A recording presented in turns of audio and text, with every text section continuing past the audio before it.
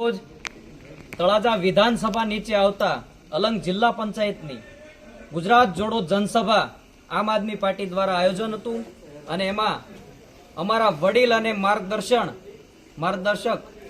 રાજુભાઈ સોલંકી ઉપસ્થિત હતા અને એમની સાથે એમના હસ્તક અમે આજરોજ ઠાકોર સમાજના યુવાનો